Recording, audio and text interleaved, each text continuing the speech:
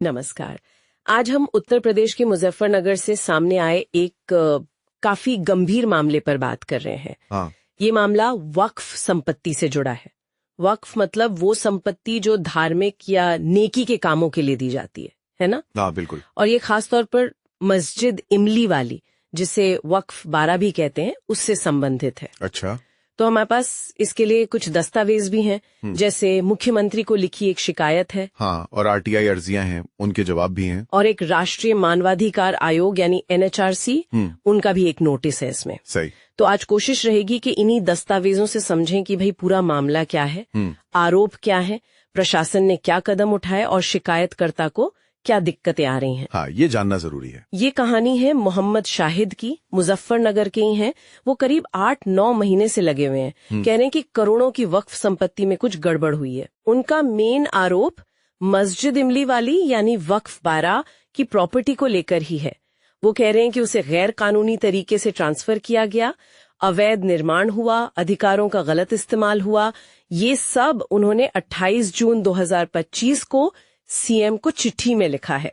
तो शुरुआत कहाँ से हुई? मतलब पहली शिकायत कब हुई? उन्होंने सबसे पहले 22 अगस्त 2024 को जिलाधिकारी मतलब DM को शिकायत दी थी। अच्छा। फिर DM साहब ने जांच का काम सिटी मजिस्ट्रेट श्री विकास कश्यप उनको सौंप दिया। ठीक है। और सुनने में आया है कि ये जांच वक्फ मुस्लिम समाज कल्याण विभाग और SDM सदर के जरिए अप्रैल 2025 में पूरी भी हो गई। रिपोर्ट सिटी मजिस्ट्रेट ऑफिस भेज दी गई। तो जांच पूरी हो गई, फिर पेच कहाँ फंसा? हाँ, यहीं पर मामला थोड़ा उलझ गया लगता है। असल में दिक्कत यहीं से शुरू होती है। शिकायतकर्ता जो हैं मोहम्मद शाहिद, उनका कहना है कि जांच पूरी हुए कई महीने हो गए, लेकिन उनको रिपोर्ट की कॉपी नहीं दी जा रही। अरे हाँ, उन्होंने इसके लिए DM ऑफिस, SDM ऑफिस और जो वो वक्फ वाला विभाग है, कई चक्कर लगाए, पर नतीजा कुछ नहीं। तो फिर उन्होंने RTI का इस्तेमाल किया होगा। बिल्कुल।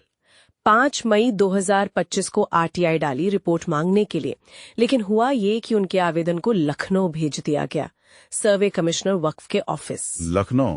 पर जांच तो मुजफ्फरनगर में हुई थी। हाँ, यही तो शाहिद का आरोप है। वो कह रहे हैं कि ये जानबूझकर किया गया मामला टालने की कोशिश है। रिपोर्ट तो जिले में ही तैयार हुई, यही होनी चाहिए थी। तो मतलब शक ये है कि रिपोर्ट को शायद दबाया जा रहा है, जानबूझकर। हाँ, शिकायतकर्ता को तो यही डर है। उन्हें लगता है कि अगर रिपोर्ट सामने आई तो वक्फ बारा संपत्ति में जो कथित गबन हुआ है, जो फर्जीवाड़ा हुआ है, और हो सकता है कुछ बड़े असरदार लोगों के नाम भी हों, वो सब खुल जाएंगे। शायद इसीलिए रिपोर्ट तक पहुंचना इतना मुश्किल बना दिया गया है। और मामला सिर्फ लोकल लेवल तक नहीं रुका, वो NHRC भी गए। हाँ, राष्ट्रीय मानवाधिकार आयोग। और NHRC ने इसको गंभीरता से लिया भी है। अच्छा। क्या किया आयोग ने? आयोग ने 23 जून 2025 को मुजफ्फरनगर की DM को बाकायदा नोटिस जारी किया है। कहा है कि भाई ये जो आरोप हैं इनकी जांच करो और 4 हफ्ते के अंदर बताओ कि क्या एक्शन लिया। एक्शन टेकन रिपोर्ट मांगी है। तो NHRC का दखल देना तो मतलब मामले की गंभीरता दिखाता है। बिल्कुल, ये कोई छोटी बात नहीं है। और ये भी देखिए कि शिकायतकर्ता ने CM को जो चिट्ठी लिखी, उसमें यूपी सरकार की जीरो टॉलरेंस अगेंस्ट करप्शन नीति का भी जिक्र किया है। हाँ, वो तो है। और उसी के तहत वो कार्रवाई की उम्मीद कर रहे हैं। देखिए, ये मामला सिर्फ एक आदमी या एक प्रॉपर्टी का नहीं लगता। ये वक्फ संपत्तियों का मैनेजमेंट कैसे होता है, उसमें पारदर्शिता कितनी है, जवाबदेही किसकी है, ये बड़े सवाल खड़े करता है। सही बात है। ये सीधे सीधे वक्फ बोर्ड के कामकाज से जुड़ा मुद्दा है। हाँ। अच्छा, एक और बात थी।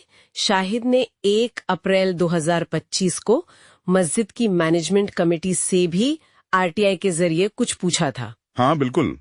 उन्होंने कई चीजें पूछी थी, जैसे रमजान 2025 में जो चंदा आया उसका हिसाब किताब, ऑडिट रिपोर्ट मांगी थी, और किराएदारों की जानकारी, कोई कंस्ट्रक्शन हुआ तो उसकी परमिशन ली थी या नहीं, खासकर वक्फ एक्ट की धारा 32 और 54 के तहत।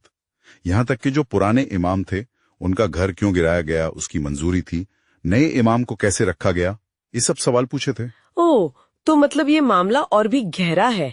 ये सवाल तो सीधे मैनेजमेंट पर उंगली उठाते हैं। हाँ, ये सवाल मामले की परतें और खोलते हैं।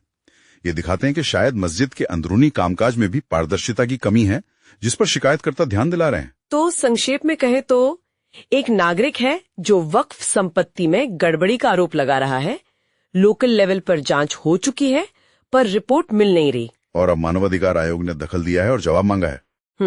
सही कहा। ये पूरी स्थिति ना एक बहुत जरूरी सवाल सोचने पर मजबूर करती है। क्या?